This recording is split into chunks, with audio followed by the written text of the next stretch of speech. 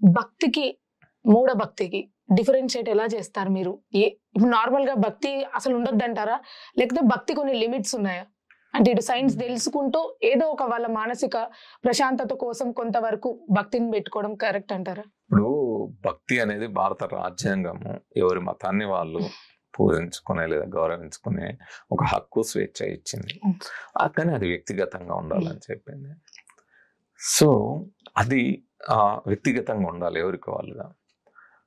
సమాజం మీద దీని ప్రభావాన్ని రుద్దకూడదు, సామూహికంగా రుద్దకూడదు. ఒకటి ముఖ్యంగా రాజకీయాలు, ప్రభుత్వాలు వీటికి దూరంగా ఉండి, అంటే వాళ్ళు వ్యక్తిగతంగా పాటించుకోవచ్చు, కానీ అధికారిక కార్యక్రమాలకు వచ్చినప్పుడు మిగతా వాటికి లౌకిక భారతదేశంలో లౌకికత్వంగా ఉండాలి.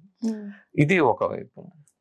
రెండోది, అస్సలు మానవ సమాజ పరిణామాన్ని చూసినప్పుడు ఈ కోటాను కోట్ల జీవ పరిణామంలో కానీ, లక్షల సంవత్సరాల మానవ పరిణామంలో కానీ చూసినప్పుడు దైవం అనేది మానవుల యొక్క బుర్ర నుంచి కల్పించబడ్డది, మన ఆలోచనలో నుంచి వచ్చింది, మనం సృష్టించుకున్నది. ఈ గ్రంథాలన్నీ మనం సృష్టించుకొని రాసినవి. అంతకుముందు కూడా ఆదిమ మానవులు ఉన్నారు. ఆదిమ మానవులు కూడా ప్రకృతితో సహజీవనం చేస్తూ అక్కడి నుంచే సైన్స్ని, ఇప్పుడు సైన్స్ ఎక్కడ పుట్టింది అంటే చాలా మంది ఏమనుకుంటారంటే ఏదో ఈ ల్యాబొరేటరీలో CCMBలో NGRIలో వచ్చిందో లేదా ఆక్స్ఫర్డ్ యూనివర్సిటీలో. కాదు. ఎప్పుడైతే మనిషి తన స్వీయ రక్షణ కోసమో లేదా ఆకలిగా తీర్చుకోవడం కోసమో ఒక జంతువు తన మీద దాడి చేసినప్పుడు లేదా జంతువు మీద తాను దాడి చేయడానికి వెళ్ళినప్పుడు ఆ భయంలో నుంచి తను కాపాడుకోవడం కోసం అక్కడ కనపడ్డ రాయి రప్పో ఒక కర్ర తీసుకొని విసిరేసినప్పుడు ఆ జంతువు దెబ్బతగిలి పారిపోతున్నప్పుడు ఒక సాధనం తోడు తెచ్చుకున్నాడు. మనుషులు అట్లా తెచ్చుకున్నారు. ఎప్పుడైతే ఒక సాధనం తోడైందో అక్కడి నుంచి టెక్నాలజీ, అక్కడి నుంచి సైన్స్. సో ప్రకృతి పరిశీలన నుంచి వచ్చింది. అంటే ఆదిమ మానవుల నుంచే సైన్స్ అభివృద్ధి అయింది. అలా అభివృద్ధి అయింది కాబట్టి మన మేధస్సు కూడా అభివృద్ధి అయింది. లేకపోతే మనం ఆదిమ మానవులు మిగతా జీవుల్లాగా అక్కడే బ్రతికేవాళ్ళం. సో అక్కడి నుంచి ఈ రోజు ఇక్కడ దాకా ఎదిగింది. ఈ ఎదగడానికి కారణం హేతుబద్ధ ఆలోచన, వైజ్ఞానిక దృక్పథం. అది తప్ప వేరే మార్గం లేదు. అందుకే నేను ప్రతి చోట చెప్తా ఉంటా, ఆదిమ మానవుల కాలంలో చెట్టు తొర్రల్లో, కొండ గుహల్లో బ్రతికిన మానవులు మిగతా జీవజాతుల్లాగే ప్రకృతిలో ఏది దొరికితే ఆ ముడి సరుకును రా మెటీరియల్ గా వాడుకున్న మానవులు ఈరోజు ప్రాసెస్ చేసి వస్తువుల్ని వాడుకుంటూ విశ్వాంతరాల రహస్యాల్ని ఛేదిస్తూ విశ్వాంతరాల సత్యాల్ని శోధిస్తూ పరిశోధిస్తూ వినివీధుల్లోకి దూసుకెళ్లగలిగిన అత్యంత ఆధునిక వైజ్ఞానిక మానవులుగా ఎదిగిన ఈ మానవ పరిణామక్రమ ప్రస్థానం హేతుబద్ధ ఆలోచనతో వైజ్ఞానిక దృక్పథం ద్వారా సాధ్యమైన తప్ప వేరే మార్గం లేదు. అందువల్ల నువ్వు భక్తి అనేది ఒక నమ్మకంగా ఉంటుంది తప్ప, ఎవరికి వాళ్ళుగా ఉంచుకోవడమే తప్ప, మనం ఆచరణలోకి వచ్చేసరికి, మన కార్యాచరణలోకి వచ్చేసరికి ఖచ్చితంగా హేతుబద్ధ ఆలోచన సైంటిఫిక్ గా ఉండాల్సిందే. ఇప్పుడు ఆకలి అయితే అన్నం తినాల్సిందే. నేను తినకుండా ఉంటా, నాకు దేవుడు కాపాడుతాడు అనుకుంటూ ఉండదు. ఏ వ్యాధి వచ్చినట్టు ఆ మందులు వేసుకోవాల్సిందే. మనం బయటకు వెళ్ళాలంటే మళ్ళీ అదే సైన్స్ అండ్ టెక్నాలజీ ఇచ్చిన బస్సులు వాడాల్సిందే. మనం అట్లా ఉన్న ఇళ్లలో ఉండాల్సిందే. మనకేమి హార్మ్ఫర్ట్ అనేది రావు.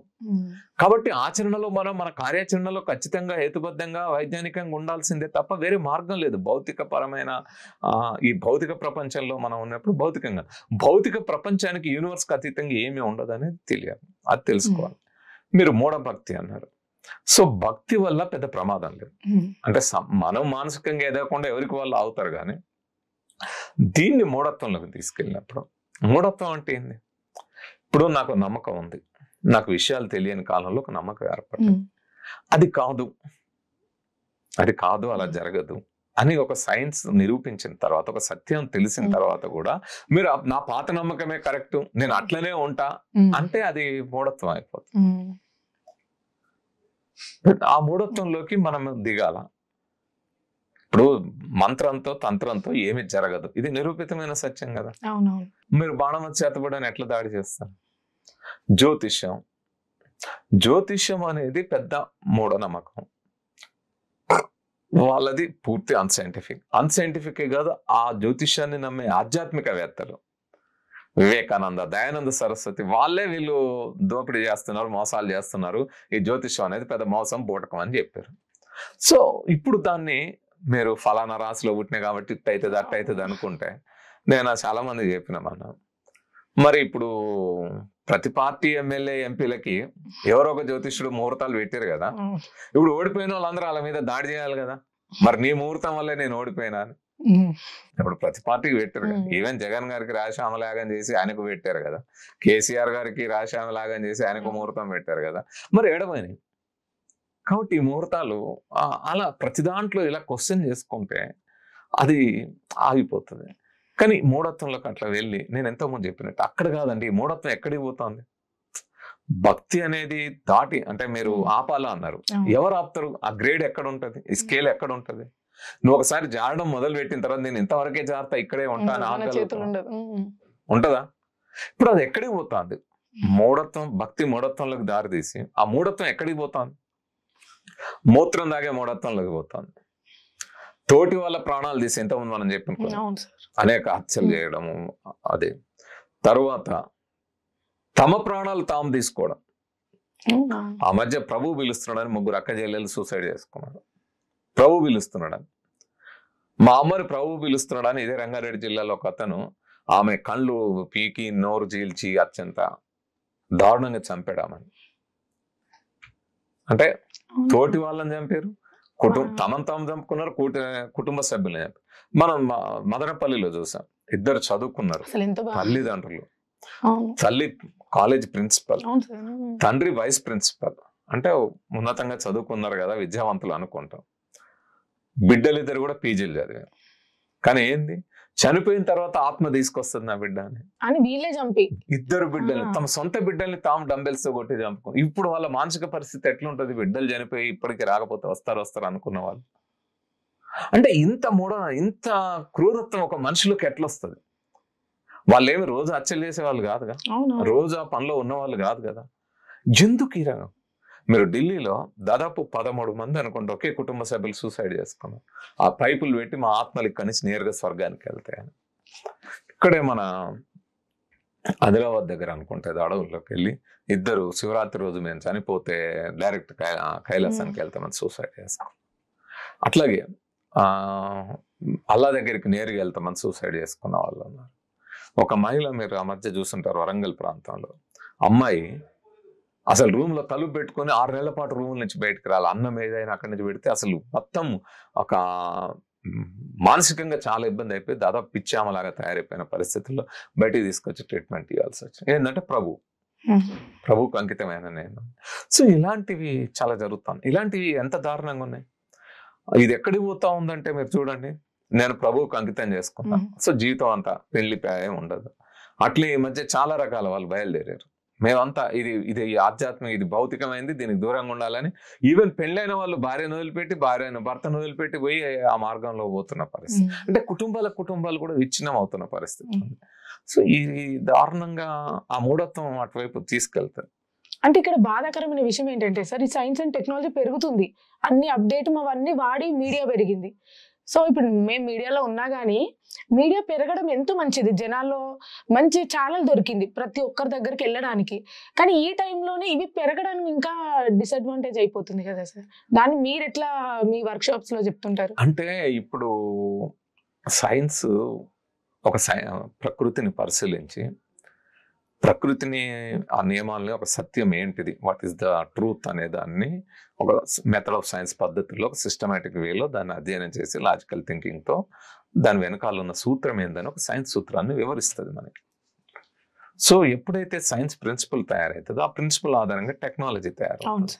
ఈ టెక్నాలజీ, ఈ సైన్స్ మనిషిలో హేతుబద్ధ ఆలోచన ఉన్నంత కాలం, ఒక సైంటిఫిక్ టెంపర్, వైజ్ఞానిక దృక్పథం ఉన్నంత కాలం అది మానవ సమాజ ప్రగతికి,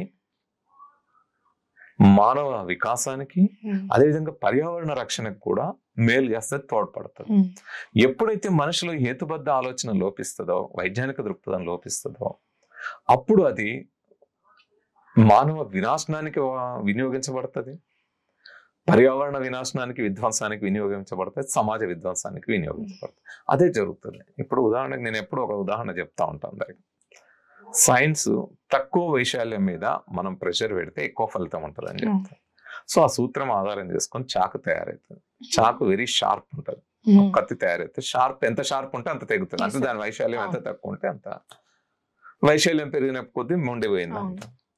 ఆ సూత్రం ఆధారంగా నైఫ్ తయారైంది. ఇప్పుడు నైఫ్ నా చేతిలో ఉంది, నేను కూరగాయలకు వస్తా, పండ్లు వస్తా, తింటా, ఆరోగ్యానికి ఉపయోగపడదు. మా అమ్మ అదే పని చేస్తుంది, మా ఇంట్లో అందరం అదే పని. మేము కత్తిని చూసి భయపడమే, ఇంట్లో ఉండే కత్తిని చూసి ఎవరైనా భయపడతారు? భయపడతారు. అదే కత్తి నేను ఒక బార్బర్ షాప్కి వెళ్తాను, బార్బర్ ఇట్లా పెడతాడు కత్తి, ఇదంతా క్లీన్, నేను చాలా ఆనందంగా ఉంటా. అంటే నేను చాలా మంచిగా తయారవుతా, కాస్త మంచిగా చూపెడతా, నా ఫేస్ అందరికి బాగుండేటట్టు తయారవుతా అని ఉద్దేశంతో ఆనందంగా ఉంటా. చెయ్యి నాయన అంట, ఇలా కట్ చేయమంట, అంతా చేస్తాను. అక్కడ కూడా నేను భయపడాను. అదే కత్తి ముంజలు నరికే మా గౌన్ లైన్ చేతిలో ఉంటుంది, టక్క నరుకుతాడు, కొబ్బరి బొండాలు ఇట్లా నరుకుతాడు. భయపడం, మంచిగా తాగాలి, మనకు కొబ్బరి బొండాలు కావాలి, ముంజలు కావాలి, తినాలి, పోషకాహారం దొరకాలి. అదే కత్తి ఒక డాక్టర్ చేతిలో ఉంటుంది, కోస్తాడు పొట్ట, మన పుట్టే కోస్తాడు. కానీ మనం ఏమనుకుంటాం, కోయాలి, నాకు సర్జరీ జరగాలి, బాగా అవ్వాలి, నేను ఆరోగ్యంగా బయటికి రావాలనుకుంటాం. సో కత్తి ఒకటే, వాడబడిన విధానం ఇది హేతుబద్ధ ఆలోచనతో వైజ్ఞానిక దృక్పథంతో వాడితే ఇట్లుంటది. ఇది లోపించినప్పుడు ఏం చేస్తావు? తోటి వాళ్ళ ప్రాణాలు తీసుకోవడానికి ఒక రౌడీ చేతిలో, ఆకరౌడి చేతిలో ఉంది, ఒక గుండా చేతిలో ఉంటే మన ప్రాణాలు తీస్తాం, అప్పుడు భయపడతాం. కాబట్టి కత్తి అదే, సైన్స్ సూత్రం అదే, టెక్నాలజీ అదే, నువ్వు వాడే విధానం ఏంటి? అక్కడ హేతుబద్ధ ఆలోచన ఉందా, వైజ్ఞానిక దృక్పథం ఉందా లేదా? వైజ్ఞానిక దృక్పథం లోపించినప్పుడు అది ఖచ్చితంగా మనకు వ్యతిరేకంగా పనిచేస్తుంది, ప్రకృతికి వ్యతిరేకంగా కూడా పనిచేస్తుంది. కాబట్టి ఆ వైజ్ఞానిక దృక్పథం కల్పించాలి. ఇప్పుడు మీరు అన్నట్టు బాగా చదువుకున్న వాళ్ళలో, సైంటిస్టులో కూడా ఇది ఎందుకు లోపిస్తుంది? ఎందుకు లోపిస్తుంది అంటే మన చదువులే లోపం. మనం నేర్చుకునే సైన్స్ సైంటిఫిక్ పద్ధతుల్లో లేదు. అసలు ఒక రకంగా మాట్లాడితే అన్సైంటిఫిక్ గా నేర్చుకుంటున్నాం. మన తరగతి గదిలో బోధించబడే సైన్స్ అన్సైంటిఫిక్ బోధనా పద్ధతుల్లో నేర్పబడతా ఉంది. అంటే ఉప్పు కప్పు రంబును మనం చదువుకున్నాం, ఉప్పు కప్పు రంబును ఒక పోలిక నుండి చూడ చూడ రుచులు చదువుకున్నాం పద్యం, బట్టి పట్టినాం 10 సార్లు, బట్టి చదివినాం. ఉప్పు ఉంటుందా, కప్పురం నేను చదువుకునే రోజుల్లో అయితే, ఈ పద్యం చదివిన రోజుల్లో కప్పురాన్ని నేను చూడను కూడా చూడలే, ఎట్టుంటుందో తెలియదు, చదివినా ఉప్పు కప్పురం ఒక పోలిక నుండి చెప్పినరు, వాళ్ళు ఉంది, చదివినా, బట్టి పట్టినా, అయిపోయింది. ఇప్పుడు సైన్స్ సూత్రాన్ని ఎట్లా చదువుతాను? Newton laws of motion, what is first law, inertia, జడత్వం అనగానేమి, ఏదైనా వస్తువుపై బాహ్య బలం ప్రయోగించడం, బాహ్య బలం నిశ్చలంలో ఉంది, నిశ్చలం చలనంలో ఉంది, until London external force applies, external if it is in the motion it will be in the motion, if it is in the అది ఏందో, మోషన్ ఏందో, రెస్ట్ ఏందో, చలనం ఏందో, నిశ్చలం ఏందో, ఎక్స్టర్నల్ ఫోర్స్ ఏందో, ఎందుకు అప్లై, ఇదేమి చదివినాం, ఎగ్జామ్స్ రాసినాం, ఎక్కడన్నా చిన్న ఎక్స్పెరిమెంట్ చేసినామా? అసలు అది ఎందుకైతే తెలిసిందా? నేను ఉదాహరణకు ఒక సైన్స్ ప్రిన్సిపల్ చెప్పిన, ఏ ప్రిన్సిపల్ అయినా, గాలి ఖాళీ స్థలాన్ని ఆక్రమించను, ఏడ చూసినాం మనం? చదివినాం, బట్టి పట్టినాం, 3వ తరగతిలో 4వ తరగతిలో 4వ తరగతిలో బట్టి పట్టినాం. ఎక్కడ చేసినాం మనం? ఏ ఎక్స్పెరిమెంట్ చేసినాం? అది చేయకుండా, ఆదిమ మానవులు ప్రకృతిలో పని చేయకుండా ఎలా కొత్త అంశాన్ని కనుగొంటారు? ఏదైనా వస్తువు కింద పడుతుంది, ఎవరు? గ్రావిటేషనల్ ఫోర్స్ న్యూటన్ డిస్కవర్ చేసాడు. ఎక్కడ కూర్చొని యాపిల్ చెట్టు కింద అంట. అంటే ఏదో ఒక వస్తువులు కింద పడుతున్నది ఆయన గమనిస్తేనే కదా, ప్రకృతిని గమనిస్తేనే కదా అది వచ్చింది. అది యాపిల్ చెట్టు కిందనా ఇంకోట గానీ నేచర్ ని గమనిస్తే వచ్చిందా? ఎట్లా చేస్తేనే కదా, అంతే కదా, లేకపోతే ఎట్లా వస్తుంది? మనకే చెప్తారు ఇప్పుడు laws of buoyancy, laws of density, laws of floating ఉంటుంది, ప్లవన సూత్రాలు అంట. బయాన్సీ ఏంది, డెన్సిటీ ఏంది, ఆ లిక్విడ్ డెన్సిటీ ఏంది, వస్తువుల డెన్సిటీ, ఆబ్జెక్ట్స్ డెన్సిటీ ఏంది, ఇవన్నీ చూస్తాం. ఈ లాస్ ఆఫ్ ఫ్లోటింగ్ ఏదైతే ఉందో, ప్లవన సూత్రాలు కనుగొన్న ఆర్కిమిడీస్ ఎక్కడ కనుగొన్నాడు? ఆ స్టోరీ అందరికీ తెలుసు కదా, బాత్రూమ్ లోనే కదా. బాత్రూమ్ లో తను ప్రయోగం చేస్తున్నాయి, అతనేం క్లాస్ రూమ్ లో టెక్స్ట్ బుక్ లో చదువుకున్నాడు కానీ అక్కడ చేయలే కదా ఎక్స్పెరిమెంట్ అక్కడేగా చేసింది. సో అంటే నువ్వు నేచర్ తో కదా పని చేయాలి. మన క్లాస్ రూమ్ కి నేచర్ కి ఎక్కడైనా సంబంధం ఉందా? ఎక్కడన్నా ఒక చిన్న link, is there any link between nature and our classroom, our reading, our study? అక్కడ ఎందుకు ఉండదు? అది లేనప్పుడు ఇక నేను పుస్తకాలు బట్టి చదివి సైన్స్ అంటే ఇదే అనుకొని నేను పెద్ద సైంటిస్ట్ అయినా ఎక్స్పెరిమెంట్ అంతవరకే అనుకుంటున్నా. కానీ ఈ జీవితంలో నేను నేర్చుకున్న సైన్స్, 10th వరకు, ఇంటర్ వరకు, డిగ్రీ, పీజీ, పిహెచ్డి ఎక్కడో నేర్చుకున్న సైన్స్, ఈ సైన్స్ ని నా డైలీ లైఫ్ కి అప్లై చేయడము అనే పద్ధతి ఎక్కడుంది? మన ఎడ్యుకేషన్ సిస్టమ్ లో ఉందా? ఎక్కడన్నా నేను నేర్చుకున్న సైన్స్ నాకు ఎక్కడో ఉపయోగపడుతుంది నా లైఫ్ లో. మీరు ఒక చిన్న ఛాలెంజ్ ఇవ్వండి పిల్లలకి, సైన్స్ లో నీకు 9900 మార్క్స్ రావచ్చు, చిన్న ఛాలెంజ్ ఇవ్వండి, ఎట్లా అవుతుంది? చేస్తారా? ఆ సైన్స్ ఇక్కడ అప్లై, మనం చాలా మంది చెప్తారు ఎలక్ట్రికల్ ఇంజనీర్ అయ్యి ఉంటాడు, ఎలక్ట్రికల్ ఇంజనీర్ పోయి పెద్ద పెద్ద డిజైన్లు చేస్తాడు, కానీ ఇంట్లో ఫ్యూజ్ పోతే ఎట్లా వేయాలనో తెలియదు. మళ్ళా మన ఎలక్ట్రీషియన్ వచ్చి ఐటీ చదివిన వాళ్ళు రావాలి. ఎలక్ట్రీషియన్ వచ్చి చేయాలి. అట్లే మెకానికల్ ఇంజనీరింగ్ చదువుతాడు, కానీ ఆయన ప్లగ్ క్లీన్ చేసుకోవడం రాదు. ఇది సిస్టమ్, మన ఎడ్యుకేషన్ సిస్టమ్ లో ఎంత లోపభూయిష్టంగా ఉంది. మనం ఎట్లా చదువుతా ఉన్నాం, ఎట్లా వస్తా ఉన్నాం. నాకు పెద్ద డౌట్ వస్తుంది. ఇప్పుడు మన సైన్స్ ఎగ్జామ్ ఉంది, ఈ రోజు ఉన్నది సైన్స్ ఎగ్జామ్ ఉంది. నిజంగానే ఐన్స్టీన్ కి స్టీఫెన్ హాకింగ్ కి టెస్ట్ పెడితే వస్తాయా 199 మార్కులు 100 మార్కులు వస్తాయా? ఎట్లా వస్తాయి 99? అసలు ఆయన ఇంటర్మీడియట్ లో టెస్ట్ ట్యూబే పట్టుకోరు.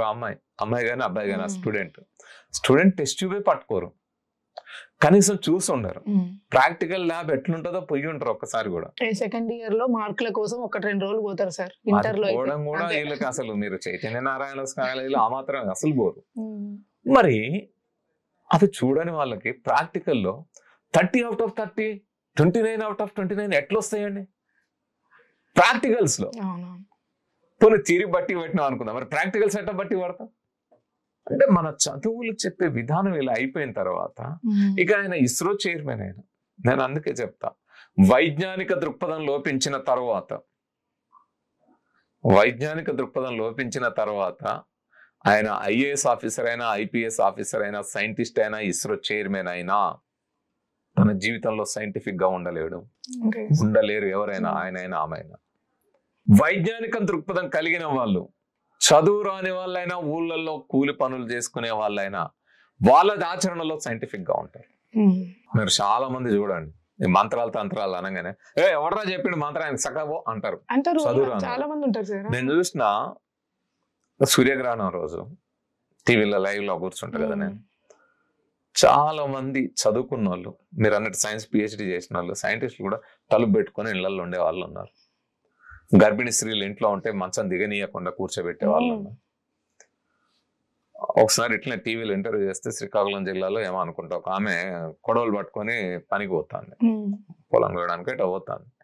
అప్పుడు ఆ జర్నలిస్ట్ అడిగారు ఆమె, ఏందమ్మా ఈరోజు గ్రహణం అంట, పట్టుకోవద్దంట, ఇనుప వస్తువులు పట్టుకోవద్దంట, నువ్వేంది బయటకు రావద్దంట, నువ్వు గర్భంతో ఉన్నావు, కోయడానికి పోతున్నావు, ఇదేందమ్మా అంటే, ఎవరు చెప్పారా సార్?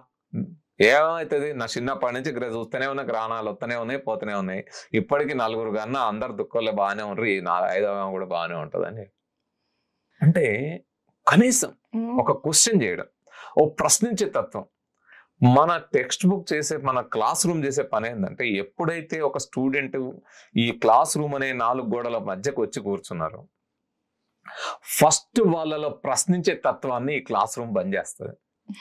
వాళ్ళ మెదడు ఆలోచించడాన్ని ఈ క్లాస్ రూమ్, ఈ డోర్ పెట్టేసి క్లోజ్ చేసినాం. కుతూహలము, క్యూరియాసిటీని చంపి అవతల పడేసినాం. ఇప్పుడు ఏం చేస్తున్నాం, మన ఎడ్యుకేషన్ సిస్టమ్ చేసే పని ఏంది? పాలో ఫ్రేరీ అనే ఎడ్యుకేషనిస్ట్ అంటాడు, this is banking education system అంటాడు. అంటే నువ్వు మొత్తం చెప్పి బ్యాంకులో డిపాజిట్లు వేస్తావు, నీ బుర్రను ఓపెన్ చేసి చెత్త అంతా డంప్ చేస్తున్నావు, డస్ట్బిన్ లో నింపినట్టు నీ దగ్గర ఉండే ఇన్ఫర్మేషన్ అంతా ఇలా డంప్ చేస్తావు. డంప్ చేసి ఏమంటావు, అక్కడ టీచర్ చెప్పిన క్వశ్చన్, టీచర్ చెప్పిన ఆన్సర్ నోట్బుక్ లో రాసుకొని బట్టి అదే క్వశ్చన్ అదే ఆన్సర్ రాస్తే అది సైన్సా? ఇక్కడే మనకు ఐన్స్టీన్ ఉదాహరణ తెలుస్తుంది. ఐన్స్టీన్ ఏమంటాడు అంటే, ఐన్స్టీన్కి ఏ రోజు చదువుకునే రోజుల్లో డిస్టింక్షన్ మార్కులు రాలే, మామూలు యావరేజ్ మార్క్స్ తో పాస్ అయ్యాడు. ఎంసెట్ లాంటి ఎంట్రన్స్ రాస్తే అసలు సీట్ రాలే, క్వాలిఫై కాలే. ఆఖరికి అటు ఇటు పాస్ అయ్యి చదువు చెప్పడానికి పోతే ఎక్కడ ఉద్యోగం లేక పేటెంట్ ఆఫీసులో ఎంప్లాయీగా జాయిన్ అయ్యాడు. పేటెంట్ ఆఫీసులో ఎంప్లాయీగా జాయిన్ అయిన ఐన్స్టీన్ రీసెర్చ్ చేస్తూ 1905లో ఓ సైంటిఫిక్ థియరీ వదిలిపెట్టాడు, థియరీ ఆఫ్ రిలేటివిటీ. అసలు అది మొత్తం ప్రపంచ గమనాన్ని మార్చేసింది. సైన్స్ యొక్క ఏమంటాం ప్రయాణాన్ని, ఆ ట్రావెల్ ఒక విప్లవాత్మకమైన మార్పు తీసుకొచ్చింది. అందుకే miraculous year of the physics అంటారు 1905 అని. ప్రపంచ భౌతిక విజ్ఞాన శాస్త్రంలో ఒక అద్వితీయమైన సంవత్సరం. కానీ అప్పుడు అందరూ, అరే ఐన్స్టీన్ పేటెంట్ ఆఫీసులో ఎంప్లాయ్ కదా, ఈయనేమి ఏ యూనివర్సిటీ ప్రొఫెసర్ లేకపోతే ఆక్స్ఫర్డ్ కేంబ్రిడ్జ్ నుంచి రాలేదు కదా, ఇట్లేంది అని అంటే ఆయన అడిగారు. ఆయన ఏమన్నాడు, ఏందా ఎట్లా చేసినావు, ఇదంతా ఎట్లా సాధ్యమైంది? I have no magical wand in my hand, నా చేతిలో ఏ విధమైన మంత్రదండము లేదు. ఐ ఆమ్ ప్యాషనేట్లీ క్యూరియస్ అన్నాడు. ఆ తపన, ఆ కుతూహలం, ఆ జిజ్ఞాస నన్ను ఇక్కడ దాకా తీసుకొచ్చింది. మా అంకుల్ చిన్నప్పుడు ఇంటికి వస్తే ఒక కంపాస్ తెచ్చిచ్చాడు. ఇది సౌత్ నార్త్ పోల్స్ పెడతా ఉంది కంపాస్. ఎట్లా తిరుగుతుంది ఈ ముళ్ళు ఎవడు తిప్పుతాడు అని దాని వెనకాల తిరగడం మొదలు పెడితే నాకు మ్యాగ్నెట్ అర్థం. మ్యాగ్నెట్ ఏందని చదవడం మొదలు పెడితే మ్యాగ్నెటిజం అంటే, మ్యాగ్నెటిజం ఏందని చదవడం మొదలు పెడితే ఎలక్ట్రాన్స్ అదంతా అర్థమైంది. అక్కడి నుంచి నేను చదువుకుంటూ వెళ్ళిన. మా పంతులు పంతులమ్మలు నా స్కూల్లో వాళ్ళు చెప్పిన ప్రశ్నకి వాళ్ళు చెప్పిన ఆన్సర్, వాళ్ళకు క్వశ్చన్ వాళ్ళు చెప్పిన ఆన్సర్ బట్టి రాయలేదని నాకు మార్కులు ఇవ్వలేదు. నన్నేం చేయమంటావు అంటాడు. అంతే. సో మన చదువు నేర్పే పద్ధతి, సైన్స్ నేర్పే పద్ధతుల్లో ఇది మొత్తం అన్సైంటిఫిక్ గా ఉండడం వల్లనే మనం ఎంతెత్తుకు ఎదిగినా కూడా ఈ క్యూరియాసిటీ లేదు, ప్రశ్నించే తత్వం లేదు. అసలు క్వశ్చన్ ఎవరు అడగాలండి? క్వశ్చన్ ఎవరు అడగాలి? తెలియని విషయం తెలియడానికి అడగాలి. అంటే తెలియని వాళ్ళు అడగాలి, అంటే స్టూడెంట్స్ అడగాలి. ఆన్సర్ ఎవరు చెప్పాలా? టీచర్స్ చెప్పాలి. మన సిస్టమ్ ఏంది? టీచర్స్ అడుగుతారు, వాళ్ళు అడిగిన క్వశ్చన్ కి వాళ్ళు చెప్పిన ఆన్సర్ నేర్చుకొని రావాలి. అట్టెట్లు ఉంటదండి? You have to question Einstein, you have to question Hawking, you have to question Newton, you have to question Aryabhata, you have to question CV Raman. మనం ఎవరినైనా క్వశ్చన్ చేసినప్పుడు అది నిజమా కాదా తేలి, అది అనేక రీసెర్చెస్ లో, పరీక్షల్లో నిగ్గుదేలి బయటికి రావాలి సత్యం ఏంది. క్వశ్చన్ చేయాలి. ఏదన్నా ఒక సైన్స్ సూత్రం చెప్తే ఇది నిజమా కాదా అని ఆ క్వశ్చన్ చేసి దాన్ని నిజమో కాదో తేల్చుకునే అంత అవకాశం మన టెక్స్ట్ బుక్ లో ఏడుంది, మన క్లాస్ రూమ్ లో ఏడుంది, మన ఎడ్యుకేషన్ సిస్టమ్ లో ఏడుంది. పిల్లలు ప్రశ్న అడిగారు అనుకోండి, నోర్మి అంట. మనం కూడా ఇంట్లో అసలు తల్లిదండ్రులు, ముఖ్యంగా పేరెంట్స్ ఇళ్లలో ఏం చేస్తారు? ఏదన్నా అడిగారు నోర్మి చదువుకో అంటాం. చదువు ప్రశ్న అడగడమే చదువు కదా, నోరు మీయడం చదువు ఎట్లయితుంది? నీకెందుకు ఆ విషయాలు, ఎందుకు నీకు చదువుకోపో అంతే. చాలా డౌట్స్ వస్తాయి. ఇప్పుడు పిల్లి ఎగురుతుంది, టమాటా జామకాయ ఎందుకు ఎగరదు అన్నాడు అనుకోండి. ఏదిరా సిల్లీ క్వశ్చన్? సిల్లీ క్వశ్చన్ ఉంటుందా అండి? Question is question. దానికి ఆన్సర్ ఉందా లేదా, అది సైంటిఫిక్ గా క్వశ్చన్ కరెక్టా కాదా, ఇది కదా తేలాలి. నువ్వు క్వశ్చన్ అడగడాన్ని ఆపేస్తే ఇంకా ఆన్సర్ కోసం ఎక్కడ ఎతుకుతాడు? నేను క్వశ్చన్ అడగాల, మన క్లాస్ రూమ్ ఎట్లా ఫెసిలిటేట్ చేయాలి, మన టీచర్ ఎట్లా ఫెసిలిటేట్ చేయాలి? You have to ask the question. నీకు డౌట్స్ రావాలి, క్వశ్చన్స్ అడగాల, డౌట్స్ అడగాల, దానికి ఆన్సర్ నేను చెప్తే రెడీమేడ్ అయితే నువ్వు సెర్చ్ చేయి. ఇగో ఈ పద్ధతి ఇది ఉంది, ఇప్పటిదాకా కనుగొన్నది ఇది, యూ సెర్చ్ ఇట్ అని ఫెసిలిటేట్ చేయగలగాలి. సో క్వశ్చన్ ఆన్సర్ కోసం నేను వెతకాలి అనే ఒక క్యూరియాసిటీ నాలో వచ్చి దాన్ని ఎట్లన్నా పట్టుకోవాలని ఒక పట్టుదల పెరగాలి కదా స్టూడెంట్ లో. అప్పుడు మన వాళ్ళు ఎన్ని అద్భుతాలైనా చేయగలుగుతారు, రీసెర్చ్ ఎదుగుతారు కదా. ఇప్పుడు భారతదేశం ప్రపంచంలో రీసెర్చ్ లో ఏ స్థాయిలో ఉంది? ఎన్ని research papers, science research papers produce అవుతా ఉన్నాయి, అందులో క్వాలిటీగా ఎన్ని ఉన్నాయి, ఇంటర్నేషనల్ స్టాండర్డ్స్ ఎక్కడ అందుకుంటాం? అది పెద్ద కొలమానం కదా సైన్స్ ఏ స్థాయిలో ఉందనే దానికి. అది ఎక్కడ ఉంది ఒకటి. రెండోది మనం చూస్తే భారతదేశానికి ఆక్స్ఫర్డ్ యూనివర్సిటీ, కేంబ్రిడ్జ్ యూనివర్సిటీలకే డజన్ల కొద్ది నోబెల్ ప్రైజులు అయినాయి. కానీ 140 కోట్ల జనాభా ఉండే భారతదేశానికి ఎప్పుడో 1932లో సివి రామన్ తీసుకొచ్చిన నోబెల్ ప్రైజ్ తప్ప ఈరోజు దాకా ఇంకో నోబెల్ ప్రైజ్ లేదు. పెరుగుతున్నాయి. ఇండియన్ తీసుకొచ్చింది ఒకటే కదా, రొనాల్డ్ రాస్ రెండోది తీసుకొచ్చాడు మన హైదరాబాద్. ఇవి తప్ప ఇంకేమున్నాయి Nobel prize? Nobel prize criteria అంటే అది కాకపోవచ్చు, కానీ అది కూడా ఒక క్రైటీరియా కదా. దాంతో పాటు కొన్ని రీసెర్చ్ స్టాండర్డ్స్ ఎట్లున్నాయి అది కూడా చాలా ముఖ్యమైన అంశం. ఎన్ని పేపర్స్ ప్రొడ్యూస్ అవుతున్నాయి మిగతా దేశాలతో పోల్చినప్పుడు, మన స్థానం ఎక్కడుంది? సో ఇట్లా ఉన్న దేశంలో సైంటిఫిక్ టెంపర్మెంట్, హేతుబద్ధత ఎట్లా ఉంటది? సో ఇది కూడా చాలా ఇంపాక్ట్ పడుతుంది సార్. చదువుకున్న వాళ్ళది కూడా, ఇప్పుడు చదువుకున్న వాళ్ళకి ఇంపాక్ట్ ఎక్కువ పడుతున్నట్టే కదా. మనం లైవ్ ఎగ్జాంపుల్ చూస్తాం, ఆయన చదువుకున్న ఆయన అంటుండంటే అది నిజమై ఉంటది. అందుకే చదువుకున్న ఆయన సైంటిస్టా ఎవరు చెప్పినా అది నిజమో కాదో మనం తెలుసుకోవాలి. బుద్ధుడు ఒక మాట చెప్తాడు, 2500 ఏళ్ల క్రితం చెప్పాడు బుద్ధుడు. పవిత్ర గ్రంథాల్లో ఉందని గాని, మహానుభావులు చెప్పారని కానీ, నేను చెప్పింది కానీ, మీ బౌద్ధ గురువులు చెప్పింది కానీ, ఎవరు చెప్పింది అయినా సరే మూఢంగా నమ్మకండి. మీకై మీరు తార్కికంగా ఆలోచించుకుని ప్రశ్నించి సత్యాన్ని అన్వేషించండి అంటారు. సైన్స్ అంటే అదే, వైజ్ఞానిక దృక్పథం అంటది. You have to search for the truth. నీ ఓన్గా నువ్వు ప్రయత్నం చేయాలి. వాళ్ళు పోయినరు, వీళ్ళు పోయినరు, వాళ్ళ దగ్గర పోయింది, వీళ్ళ దగ్గర పోయినరు అంటే వాళ్ళు మూఢత్వంలో ఉంటే నువ్వు ఉండాలని లేదు. ఆ మూఢత్వం నుంచి మనం బయటపడి, మనం ఎంత చదువుకున్నా, ఏ స్థాయిలో ఉన్నా, మనం మూఢత్వంలో బయటపడి మనం వైజ్ఞానికంగా ఎదగలం. వాళ్ళు సైన్స్ చదివి పిహెచ్డీలు చేసినా వాళ్ళు వైజ్ఞానికంగా ఎదగలేక మూఢత్వంలోనే ఉండొచ్చు వాళ్ళు. మనం ఉండాలని లేదు. సో మనం ఆ విధంగా తయారు కావాలి. ఆ విధంగా తయారు కావాలంటే మన అందుకే అంటాడు కదా శ్రీశ్రీ, కొంతమంది కుర్రవాళ్ళు పుట్టుకతో వృద్ధులు, తాతగారి బామ్మగారి భావాలకి దాసులు, నేటి నిజం చూడలేని కీటక సన్యాసులు అంటాడు. సో ఆ నేటి నిజం చూడలేని కీటక సన్యాసులాగా మిగిలిపోతామా, వైజ్ఞానిక దృక్పథం కలిగిన వైజ్ఞానిక మానవులుగా ఎదుగుతామా అనేది మనం తెలుసుకోవాలి. కాలోజీ అంటాడు, నాది నిత్య నూతన వికసిత జ్ఞానం, మీది బుద్ధి జాడ్య జనితోన్మాదం అంటాడు. సో సైంటిఫిక్ గా ఎదగడం అంటే నిత్య నూతనంగా వికసించడం. సో నిత్య నూతనంగా వికసించే విజ్ఞానవంతులు అవుతామా, నేటి నిజం చూడలేని కీటక సన్యాసులాగా మిగిలిపోతామా అనేది తెలుసుకోవాలి. ఈ రోజు కీటక సన్యాసులుగా పెంపొందించే భావజాలం ఎక్కువ సమాజంలో పెరుగుతా ఉంది. మతాలన్నీ ఆ పని చేస్తూ ఉన్నాయి, మూఢత్వంలో ముంచుతా ఉన్నాయి, మీడియా పనిచేస్తూ ఉంది, సినిమాలో పనిచేస్తూ ఉన్నాయి. చూడండి, చెట్టు కింద కూర్చొని చేతిరేఖలు చూసుకొని చెప్పే జాతకాలు, మా ఊర్లో 10 రూపాయలు 20 రూపాయలు చూసి చెప్పి ఏదో వాళ్ళ బతుకు దానికోసం 600-700 కోట్ల రూపాయలతో రాధేశ్యామ్ అనే సినిమా వస్తుంది. అంటే మూఢత్వాన్ని పెంచడానికి మీరు 100 కోట్లు ఖర్చు పెట్టాలి. అది ఎంత ఇన్ఫ్లుయెన్స్ కూడా ఎక్కువ ఉంటుంది కదా సార్. ఇన్ఫ్లుయెన్స్ ఉంటుంది. ఇన్ఫ్లుయెన్స్ ఇప్పుడు మీరు చూడండి, సైన్స్ ప్రమోటర్స్ కానీ, హేతువాద ఆలోచనని ప్రచారం చేసేవాళ్ళు కానీ, వైజ్ఞానిక దృక్పథం, వీళ్ళేం పెద్ద హంగు ఆర్భాటాలు ఉండవు. ఎందుకని సత్యాన్ని చెప్తారు.